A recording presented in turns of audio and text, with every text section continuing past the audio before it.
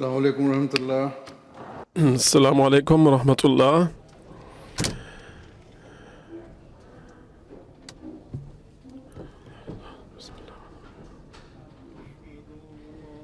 لا إله إلا الله وحده لا شريك له وأشهد أن محمدا عبده ورسوله أما بعد فأعوذ بالله من الشيطان الرجيم بسم الله الرحمن الرحيم الحمد لله رب العالمين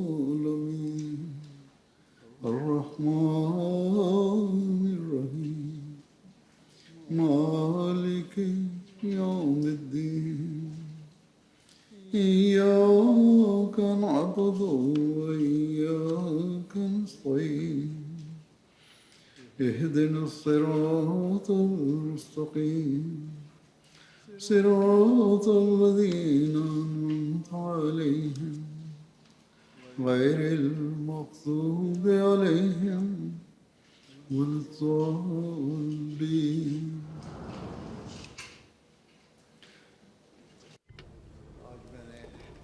Aujourd'hui, je suis venu vous dire des choses sur les femmes compagnons du prophète. हैरत होती है Et cela est vraiment surprenant de voir comment ces femmes compagnons, dans leur vie, ont pu, en restant dans la compagnie du prophète Mohammed sallallahu alayhi wa sallam, quand elles ont pu présenter un exemple tel qui est devenu un exemple pour tous et une source de direction pour les autres. Alors, il y a quelques exemples de cela que je vais présenter. Et je vais peut-être l'expliciter un petit peu, car on ne peut pas, bien sûr, parler de toutes les facettes de ces exemples et des incidents qui y ont trait. Quoi qu'il en soit, les quelques exemples que j'ai choisis, je vais les présenter. Il y a ces femmes compagnons qui, par exemple, dans leurs adorations de Dieu et leur relation avec Dieu, comment elles ont présenté un amour exemplaire pour le prophète Mohammed sallallahu alayhi wa sallam, quelques incidents à propos de ça, et aussi des incidents sur leur sacrifice financier et même de leur vie, et comment elles ont sacrifié leurs enfants pour la foi, pour la religion. Et à propos dans le cadre de l'éducation des enfants aussi, quels étaient leurs exemples, quelles étaient leurs façons de faire. C'était ces femmes-là qui, avant l'islam, aimaient beaucoup le monde. Elles avaient beaucoup de désirs mondains. Mais lorsqu'elles ont accepté l'islam, elles ont, pour Dieu et pour le prophète, elles ont tout sacrifié. Ces femmes compagnons, donc quels étaient les niveaux des choses qu'elles disaient, par exemple, pour accéder à l'amour d'Allah, à quel point elles ont fait des efforts et quels étaient leurs liens avec Dieu, leur relation avec Dieu.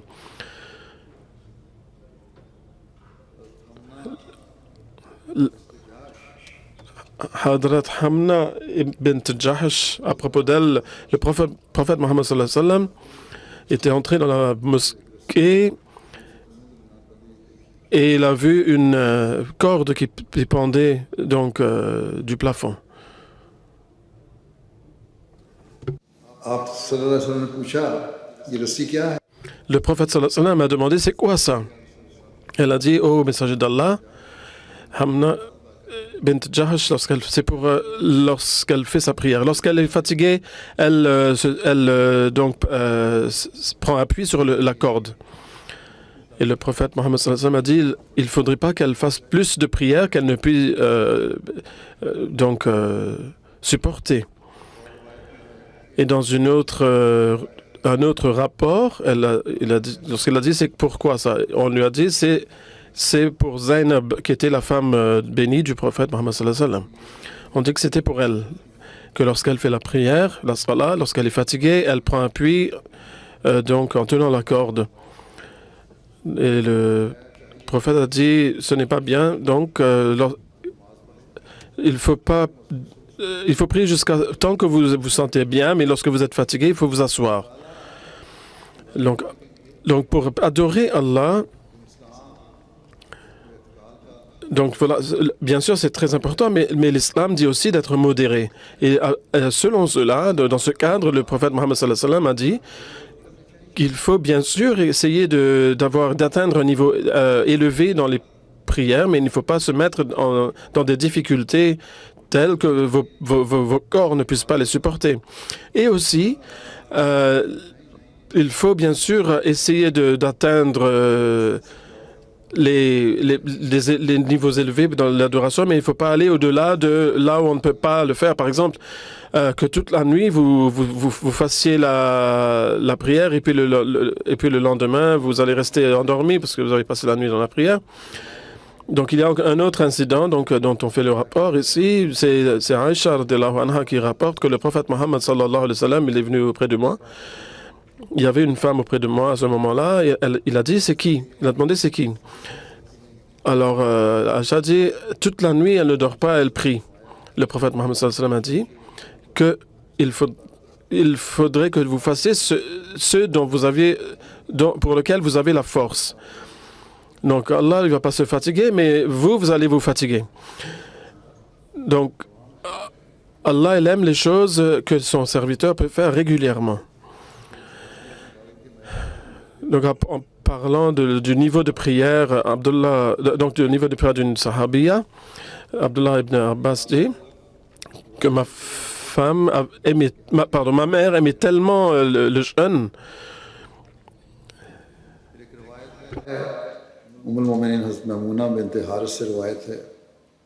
qu'elle jeûnait tous les jours.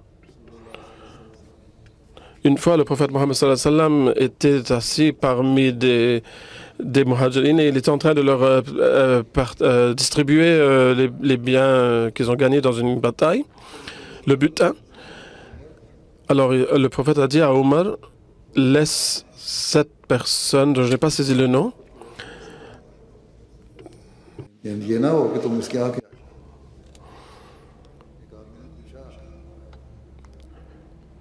Donc, il y a une femme compagnon, pardon, je n'ai pas saisi ici. Donc, on a demandé à propos de celui qui est pris qui est pris. Donc, ils ont dit, c'est quoi celui qui est pris? Il a dit, celui qui aime beaucoup Allah. Et il parlait d'une sahabiya, justement, qui était dans cette condition-là. Donc, il a dit que ce n'était pas une chose qui était réservée aux hommes. Au contraire, les femmes aussi y étaient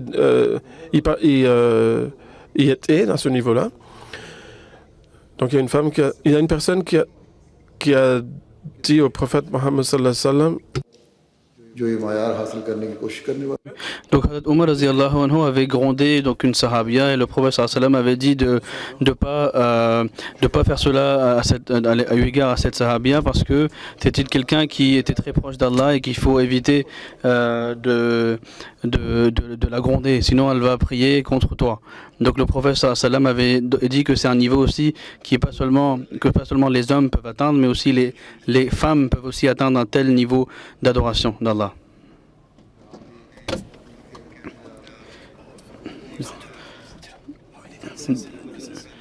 Donc voilà ces niveaux élevés d'adoration que même les compagnons hommes doivent aussi suivre. Hadl Muslim radiyallahu ta'ala anhu partage un autre incident dans l'un de ses livres qu'à la bataille de Uhud, lorsque le prophète sallallahu alayhi wa sallam, il y avait donc des rumeurs que le prophète sallallahu alayhi wa sallam était shahid et tombé en martyr. Les femmes de Médine se sont tournées vers Uhud et certaines femmes sont arrivées jusque le terrain de guerre. Et lorsqu'elles sont arrivées, elles demandaient après la santé du prophète sallallahu alayhi wa sallam. Et Et cette personne a dit, ton père est mort. Il a dit, je ne suis pas en train de te demander à propos de mon père. Je suis en train de te demander à propos du prophète Mohammed sallallahu alayhi wa sallam. Certaines autres traditions disent qu'on lui a mentionné que son frère, son fils est décédé aussi, tombé en martyr. Et certaines d'autres traditions rapportent qu'on lui a mentionné que 3 personnes de sa famille sont décédées. Mais à chaque fois, cette femme disait que je ne suis pas en train de te demander à propos des membres de ma famille. Je suis en train de te demander à propos du prophète Mohammed sallam, comment il est, comment il va. Il lui a dit que le prophète sallam, alhamdulillah, est sain et sauf. Et ensuite, elle disait, et une phrase qui prouvait l'amour qu'elle éprouvait pour le prophète sallam, elle courait vers Uhud. Et chaque soldat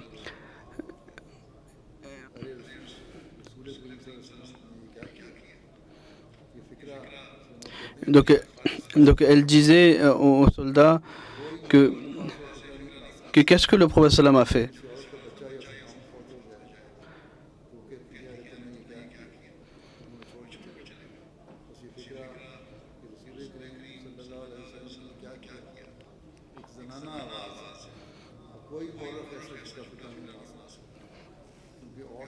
Donc c'était cette phrase que cette sahabia avait dit que qu'est-ce que c'est.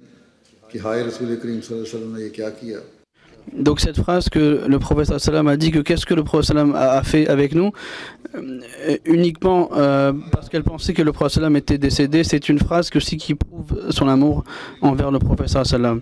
Et elle n'a pas prononcé cette phrase par rapport à ses membres de famille. Lorsqu'elle a vu le prophète sallam, elle a couru vers le prophète sallam et elle l'a attrapé. Elle a dit, le prophète sallam a dit, je suis triste que tu as perdu ton père. Mais cette femme a dit que tant que vous êtes en vie, je n'ai rien à craindre. Voilà l'amour que ces sahabiyas de la première époque de l'islam ont montré envers le prophète sallallahu alayhi wa sallam.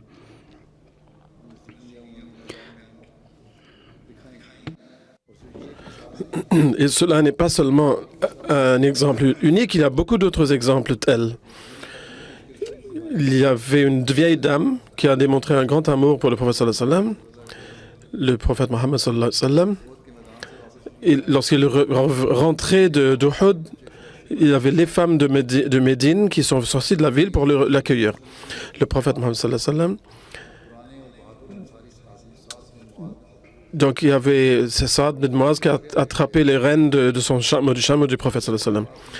Lorsqu'ils sont arrivés près de Médine, il a vu sa vieille mère. Il l'a vu en train de venir. Et à Uhud, il y avait un fils qui est mort pour cette femme. Donc elle avait des problèmes aux yeux, donc elle ne voyait pas très bien. Elle regardait, elle cherchait à gauche et à droite. Elle voulait savoir si le prophète Mohammed sallallahu alayhi wa sallam, où il était en fait. Elle le cherchait. Saad bin Muaz a dit que lorsqu'elle va entendre la mort de son fils, la nouvelle de son fils, elle va être très très triste. Donc il a voulu lui donner l'encouragement.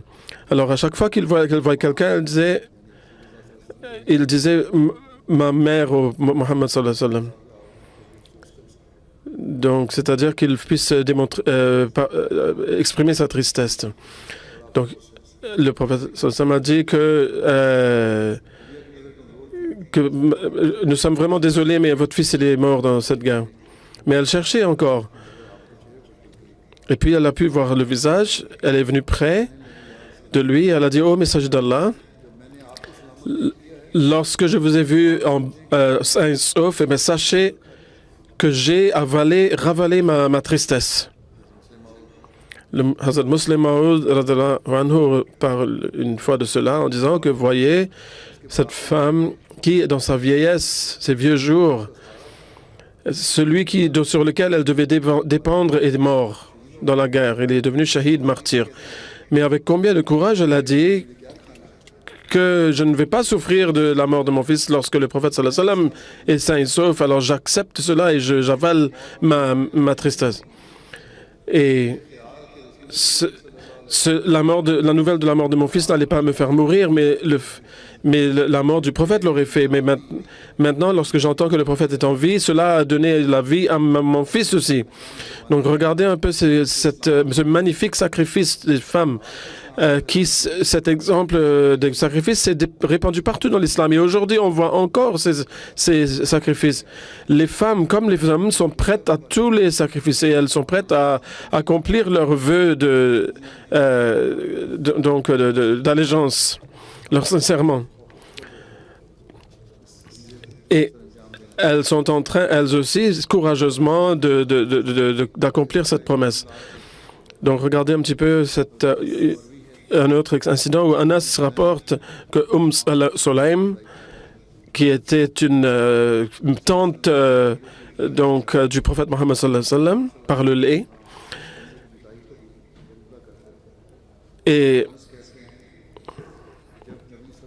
lorsque le prophète Mohammed sallallahu alayhi wa sallam dormait, Sulaim a pris un peu de la transpiration, la sueur du prophète Mohammed sallallahu alayhi wa sallam, il met un peu de ses cheveux et les a mis dans un conteneur. Anas bin Malik raconte que le prophète Mohammed sallallahu alayhi wa sallam est venu à la maison de Sulaim.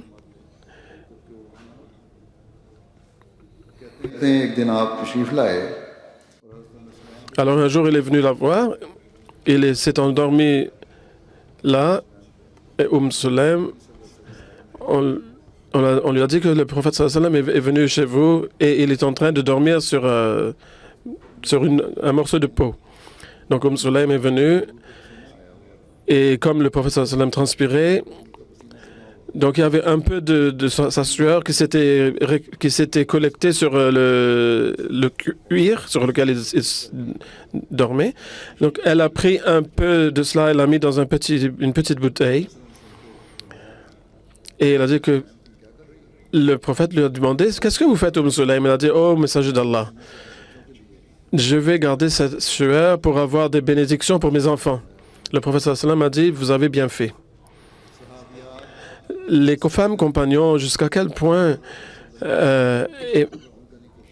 essayer d'agir sur les paroles du prophète sallallahu alayhi wa sallam, même si c'était dans les choses personnelles, nous voyons dans les rapports, Umm al-Mu'minin, Habiba,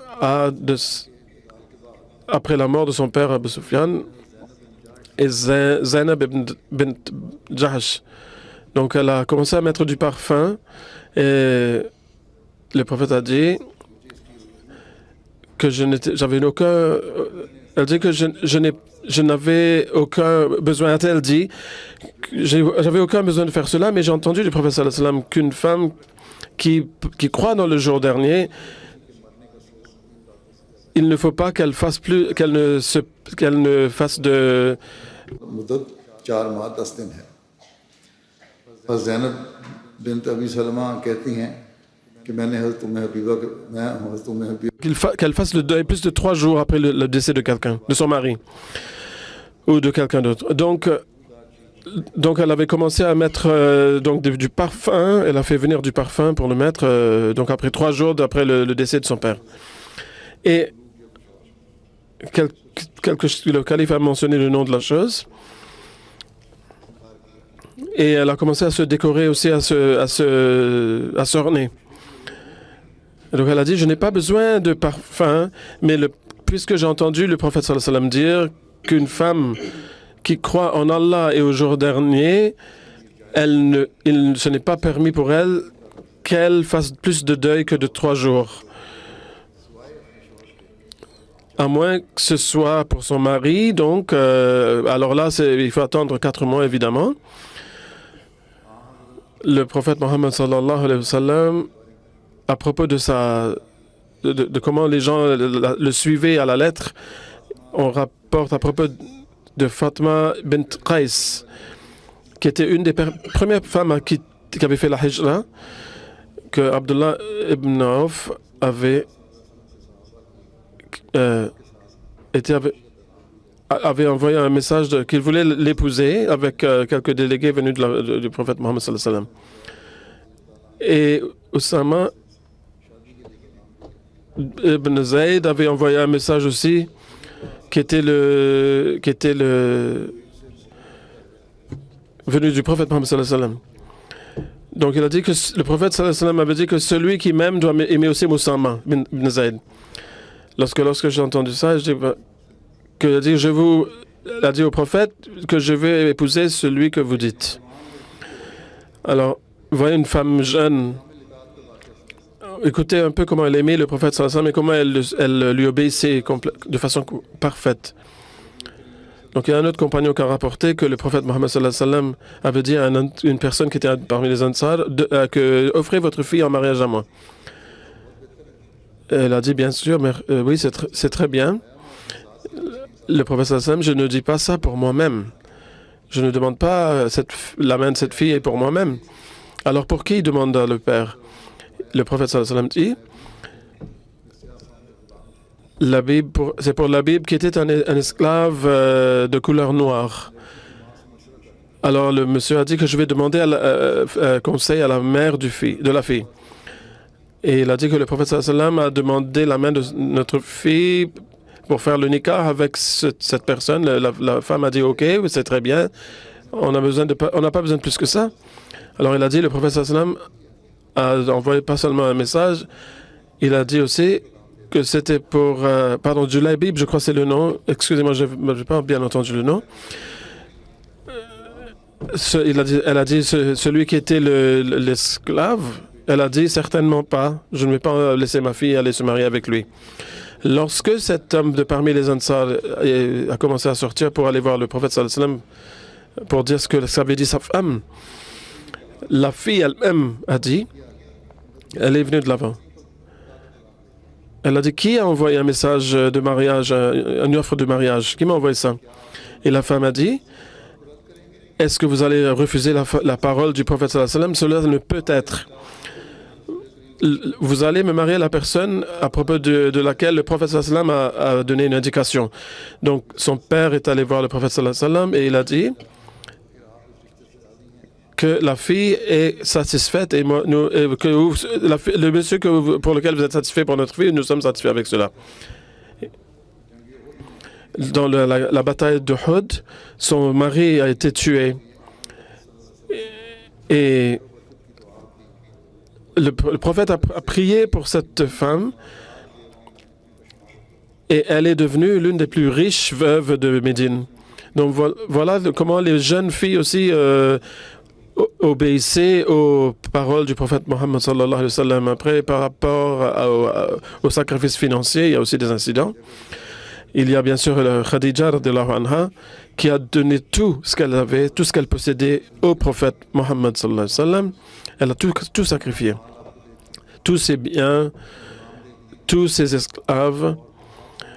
Et le prophète sallallahu alayhi wa sallam, il l'honorait tellement.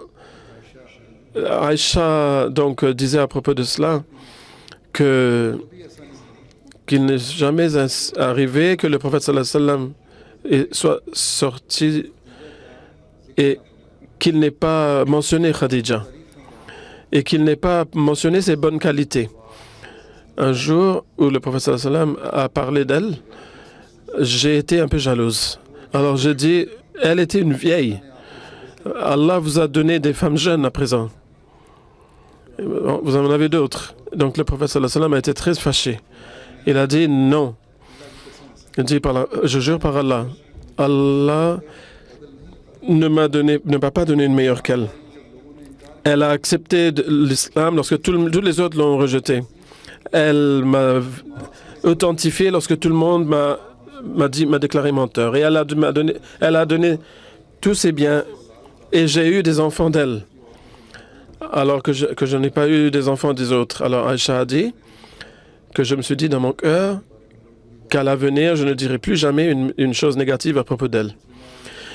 Hazrat Muslih al-Maud radiallahu anhu dit à propos de Khadija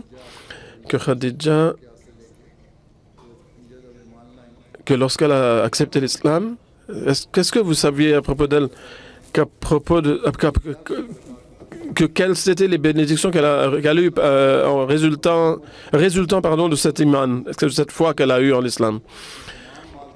Elle a pu sacrifier tous ses biens Et elle était parmi les plus riches, les femmes les plus riches, pardon, de la ville. Et jusqu'à 3 ans, elle a passé tellement de souffrances lors du boycott des musulmans qu'elle en est morte. Mais Allah a tellement donné de bénédictions que son nom est pris avec honneur dans le monde entier de l'islam. Donc Allah a mis un grand amour dans le cœur du prophète sallallahu alayhi wa sallam pour elle, dans la bataille de Badr. Lorsqu'il y avait une personne qui n'était pas encore entrée dans l'islam, lorsqu'il est venu en tant que prisonnier des musulmans, sa fille Zainab avait donné son collier pour le racheter et pour le faire libérer. Donc le prophète Mohammed sallallahu alayhi wa sallam a vu cela et alors il a pensé à Khadija et il a eu les larmes aux yeux. Alors il a dit aux compagnons, si vous voulez, alors ce souvenir de Khadija, rendez-le à Zainab pour être un souvenir de sa mère. Il s'est toujours souvenu du sacrifice de Khadija. Aïcha radiallahu anha, elle-même était excellente dans ses sacrifices fiancés. Il y a beaucoup d'incidents qui ont été rapportés à son sujet. À propos d'elle, de Aïcha, on disait qu'elle était très généreuse. Abdullah ibn Zubayr rapportait que je n'ai vu personne de plus généreux qu'elle. Une fois, l'amir Muawiyah a envoyé 100 000 dirhams et jusqu'à la nuit, elle avait déjà tout distribué parmi les pauvres. Elle n'a rien gardé pour elle-même. Alors, quelqu'un a dit qu'il n'y a rien pour faire l'iftar, pour terminer le jeûne, clore le jeûne. C'était à ce point qu'elle le distribuait. Donc, il y a un autre incident. Aïcha a rapporté que le prophète Mohammed sallallahu alayhi wa sallam, ces femmes sont venues lui dire laquelle d'entre nous va vous rencontrer le plus vite parmi elles. Il a dit celle qui aura les mains les plus longues. Alors elles ont commencé à se mesurer les mains pour voir qui avait les mains les plus longues. Alors Sauda avait les mains les plus longues. Et c'est après qu'on a su qu'en fait, que la longueur de la main signifiait celle qui donnait le plus de charité. Et c'était Zainab, en fait, qui est allée rencontrer le prophète sallallahu alayhi wa sallam la première. Dans la bataille de Tabuk, les femmes compagnons, on parle de leur sacrifice. Les femmes ont fait des efforts au-delà de leur puissance, de leur pouvoir. Une personne a dit que j'ai vu un morceau de quelque chose donc de parfumé devant la maison de Aïcha. हम कह सकते हैं कि Donc les Sahabiens, les compagnons femmes du prophète sallam avaient donc tout sacrifié, elles avaient donné leurs bijoux, etc. pendant la bataille de Tabouk.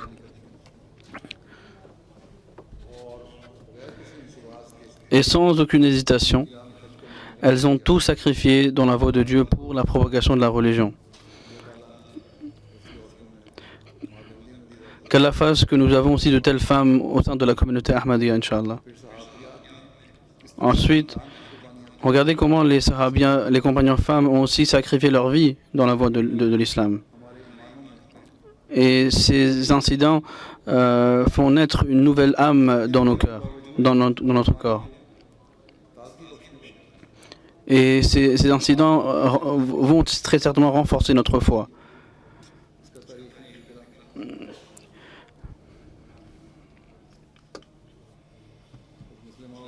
Hada Muslim Maud radiyallahu ta'ala anhu rapporte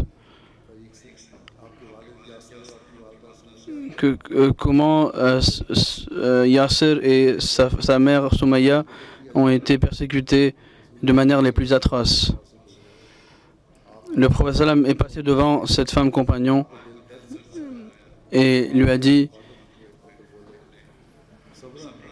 « Fais montre de patience ». ô la famille de Yasser, parce que le paradis vous a été promis. Dieu a préparé le paradis pour vous. Et cette prophétie s'est réalisée en quelques jours, car Hadad Yasser est tombé en martyr après quelques jours, face aux persécutions. Et ils ont continué à persécuter sa vieille femme. Et ils l'ont percée dans les parties intimes, donc ils l'ont percée. Et elle a aussi perdu sa vie et est tombée en martyr. Regardez le niveau élevé des compagnons femmes du prophète sallallahu alayhi wa sallam. J'ai déjà mentionné 2 incidents de cet égard. Écoutez maintenant un autre incident. Il est rapporté c'est un incident à propos d'une femme qui, pour l'amour de Dieu, a même délaissé l'amour de son mari. La guerre la plus dangereuse était celle où on a été informé que Rome allait attaquer l'islam. Et Rome était équivalent aujourd'hui. Donc Muslim Maud avait dit que Rome est équivalent à l'Empire britannique.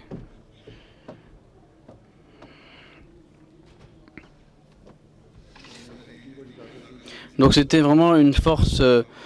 Et donc lorsque les musulmans ont reçu cette nouvelle qu'ils vont être attaqués, à cette époque à Rome, il y avait le Liban, l'Arménie, la Turquie qui faisaient partie. Donc il y avait aussi l'Autriche, il y avait la Hongrie, la Libye. Donc tout cela était considéré comme l'Empire romain.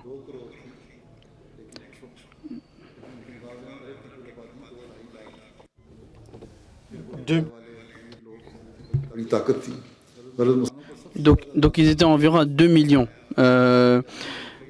Donc lorsque les musulmans ont appris qu'ils vont être attaqués, ils vont attaquer les Arabes, le prophète sallam a conseillé qu'au lieu que les armées romaines viennent ici, nous allons sortir pour les attaquer. Donc une armée de 10 000 à 12 000 Sahaba a été préparée pour partir.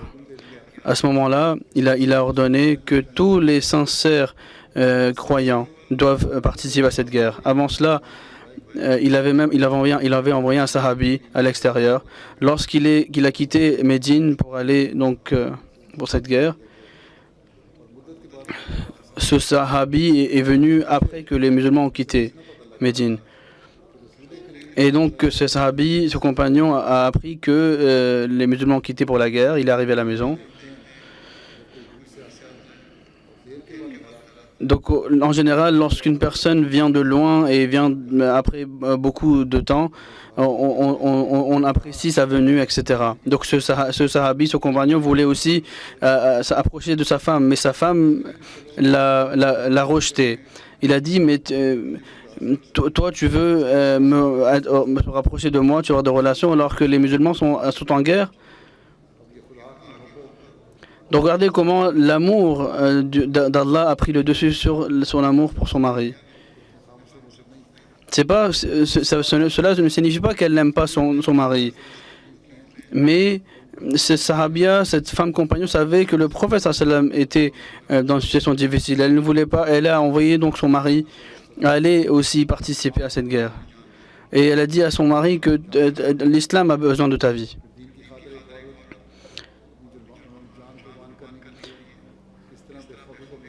Ensuite, un autre incident d'une femme qui a sacrifié sa vie.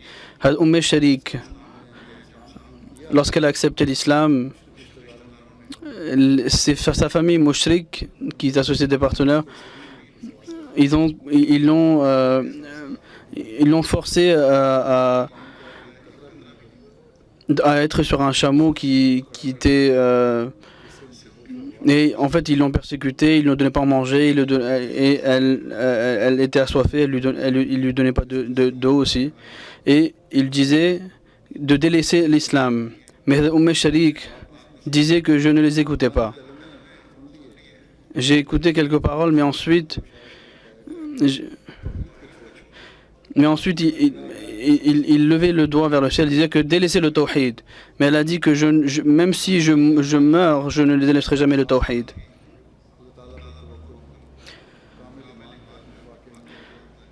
Donc voilà les sacrifices de ces femmes.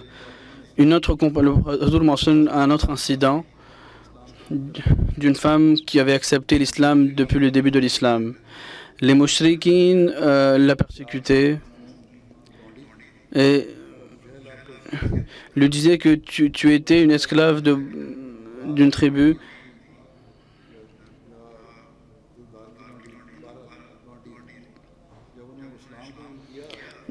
Donc c'était une esclave.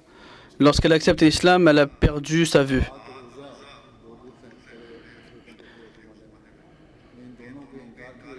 Et il disait que tu as perdu ta vue parce que tu as rejeté Lat et Uzza, qui étaient deux idoles. Et elle disait que ces deux idoles ne savent même pas qui sont en train de les adorer. Mais moi, je crois en un Dieu qui est vivant et Allah a le pouvoir de me redonner la vue. Donc s'il m'a pris la vue, il peut aussi me la redonner. Donc il est dit que elle s'est réveillée le matin et Allah lui a accordé la vue de nouveau.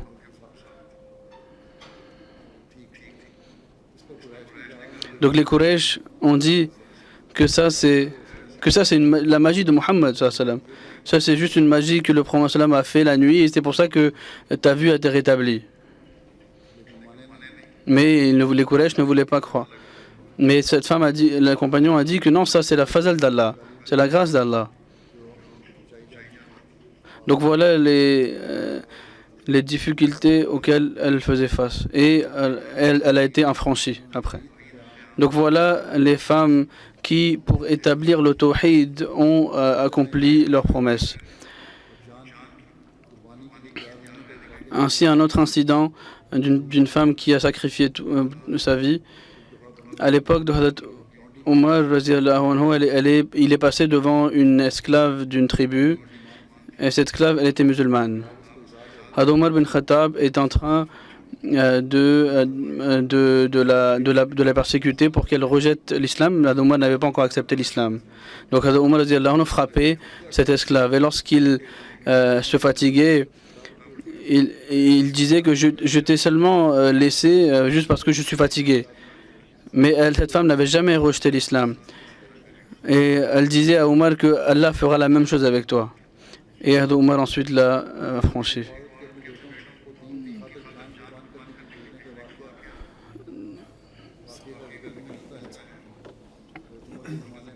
À l'époque d'Omar, en Irak, il y avait la bataille qui faisait rage. Alors, les chameaux ont peur des éléphants. Et beaucoup de musulmans ont donc été tués à cause de cela.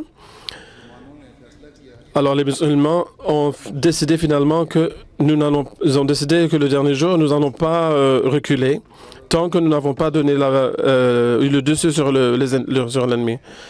Donc il y a une dame qui est venue avec ses 4 fils. Elle a dit, mes chers fils, votre père, il a perdu sa vie et il n'y a rien de ses biens qui sont restés. J'étais jeune à l'époque. Je n'ai reçu rien en héritage de lui. Il ne m'a pas donné aucune paix durant sa vie. Et après, il ne s'est pas occupé de moi. Et selon la tradition arabe, j'aurais pu devenir une mauvaise femme et personne ne m'aurait rien reproché. Mais j'ai préféré être pieuse. Donc maintenant, il y a cette bataille et les musulmans ont décidé que soit ils vont tous mourir, soit ils vont avoir la victoire. Alors la mère a dit, j'ai beaucoup de droits sur vous. Comment je vous ai élevé, donc j'ai beaucoup de droits sur vous. Mais demain, il y aura la guerre entre la croyance et l'incroyance. Alors si vous rentrez si vous rentrez sans avoir la victoire, je vais dire, me plaindre auprès d'Allah que je ne vous ai pardonné aucun de mes droits sur vous. Et elle est tombée dans le sujoud lorsqu'elle était dans un moment privé, et elle a prié. Oh Allah, j'ai envoyé mes 4 fils pour mourir pour la religion, mais toi, tu as la force de les ramener sains et saufs. Et alors, Allah a donné la victoire aux musulmans et ses 4 fils sont rentrés sains et saufs également. Le musulman anhu a dit à propos de cet incident que voilà le courage et la bravoure de ces femmes. Ces gens pensaient que le succès dans ce monde était attaché à l'islam. Même si nous mourrons, l'islam aura la victoire, alors nos sacrifices dans ce cas-là ne seront pas en vain. Et Allah nous récompensera pour cela. Donc la vie de ce monde n'avait aucune valeur pour eux. Et c'était l'islam pour lequel il fallait tout sacrifier. Donc voilà ces femmes compagnons qui, depuis le premier jour, elles avaient ce désir de faire naître cet amour d'Allah et du prophète dans leurs enfants. Il y a beaucoup d'incidents dans ce cadre. Il y a un incident à propos de Asma, qu'Abdullah ibn Zubayr, qu'elle était enceinte de lui, et donc elle est sortie de la Mecque.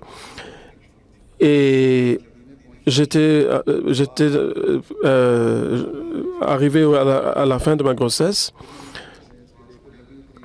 Donc j'ai eu mon enfant et puis je suis venu voir le prophète Mohammed sallallahu alayhi wa sallam et j'ai mis mon enfant sur ses genoux.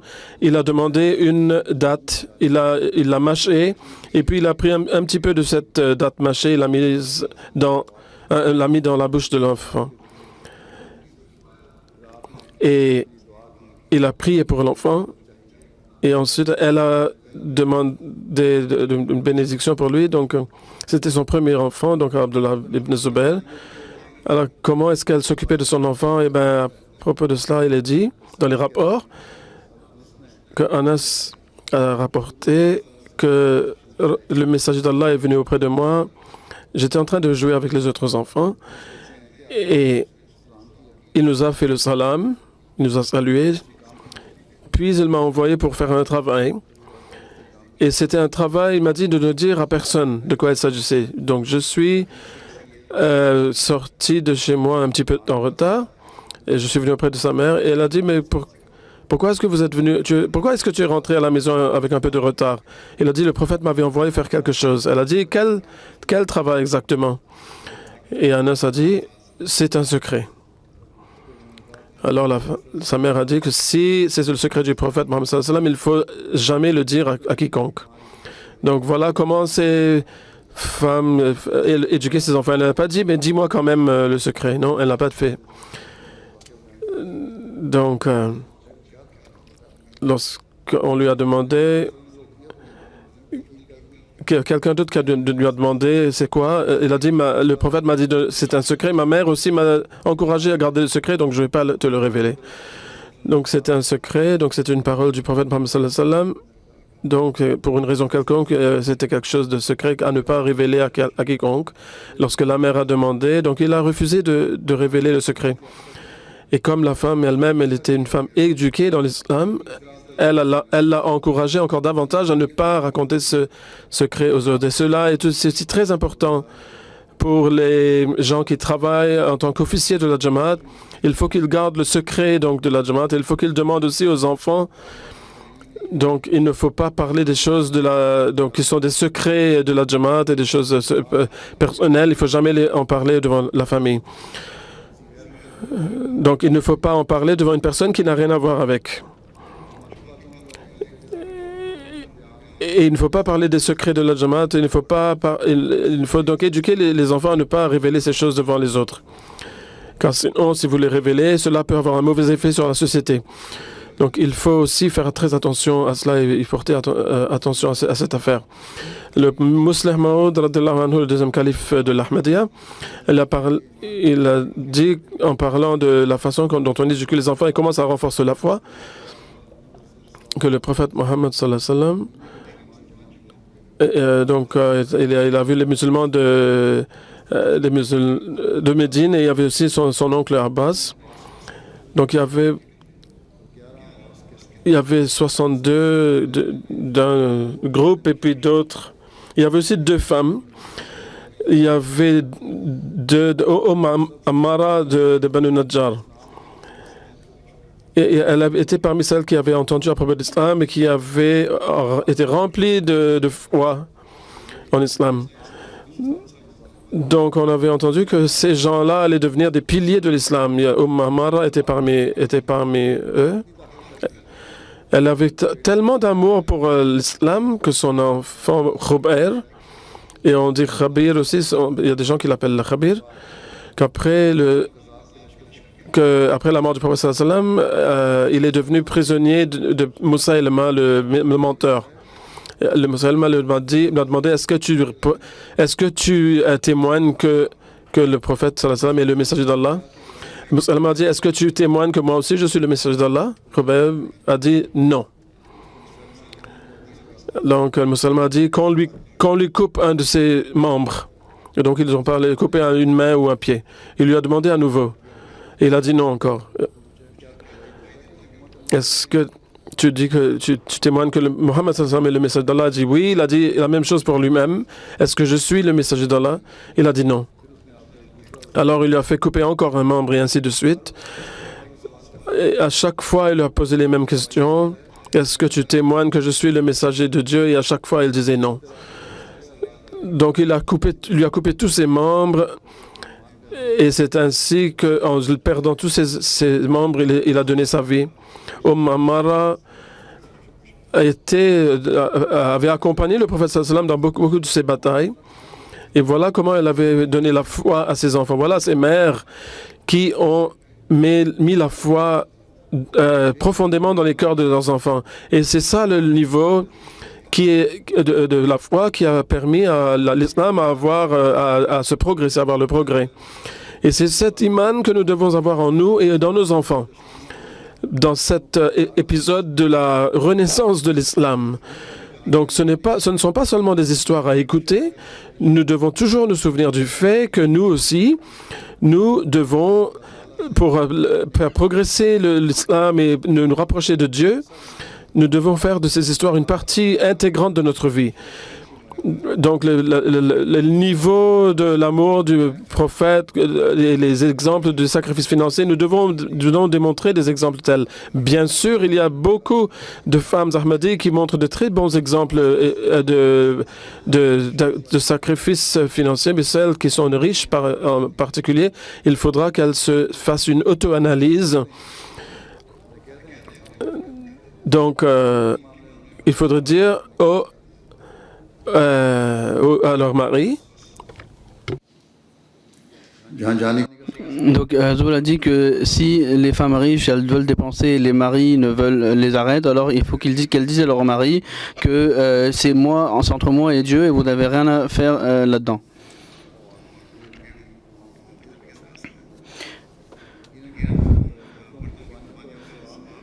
Donc même les hommes qui sacrifient dans la voie de Dieu, c'est aussi grâce à la tarbiya qu'ils ont reçue de la part de leur maman.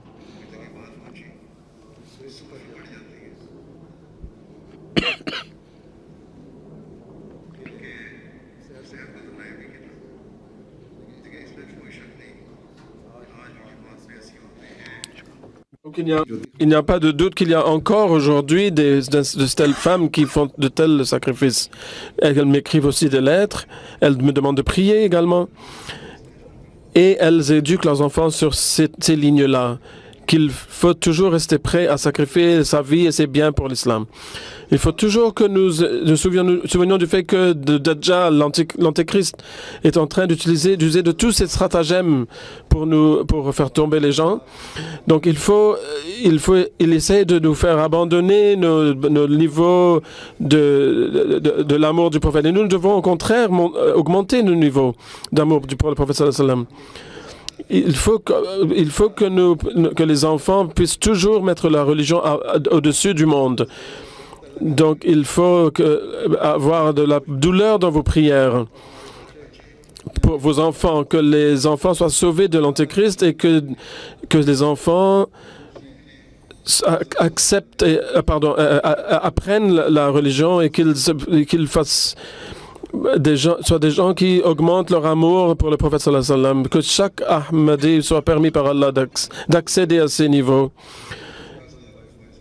que les femmes puissent devenir celles qui réforment les hommes, que les femmes, les hommes et les petits et les grands, qu'ils puissent tous ensemble s'unir pour créer une véritable société, un environnement islamique pour lequel Allah avait envoyé le Messie premier, qu'Allah nous aide à le faire. Allez, maintenant on va prier ensemble.